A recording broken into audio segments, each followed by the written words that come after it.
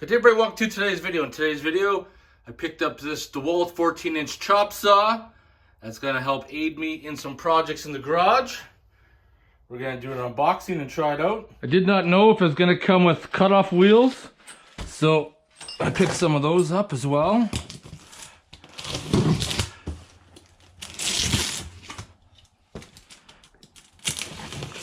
Nice thing about Amazon Prime is that ordered it in the evening, delivered to my house the next day. Didn't have to go to the store or anything. Get it out of the safety position, pull that down, slide that pin ahead, and here we go. So in a nutshell, this is it. Right out of the box. Good to go. Did come with a blade. So I got 4 extras in the box.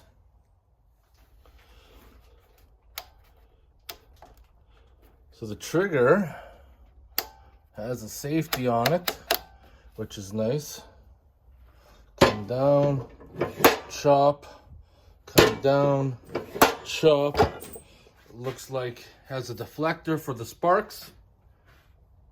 I think we're good to go to get set up and start cutting some metal.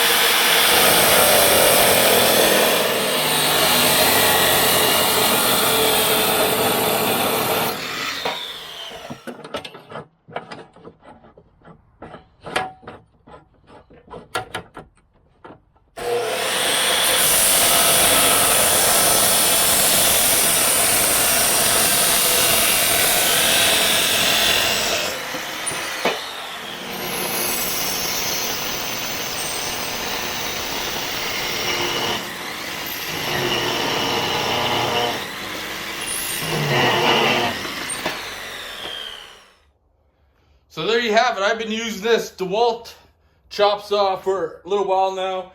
No issues. Pretty much like any chop saw. You cannot apply too much force when you're cutting that you start to stall it out. Because when you start to stall it out, that's when the breaker's going to blow. So when it starts to stall out, back it off a little bit. Just let it cut through slowly. I know sometimes it seems like it's a little painful, but pretty much all chop saws are the same, at least all the ones that I've used. The only thing I wish that it did have is that it doesn't seem like the motor has replaceable brushings. It says right there, so I don't know if you can access them by removing the cap, but a lot of times it's just like a little cap that you'll thread out, pull out the brushes, change them out. Bob's your uncle. I hope you guys enjoyed this short video.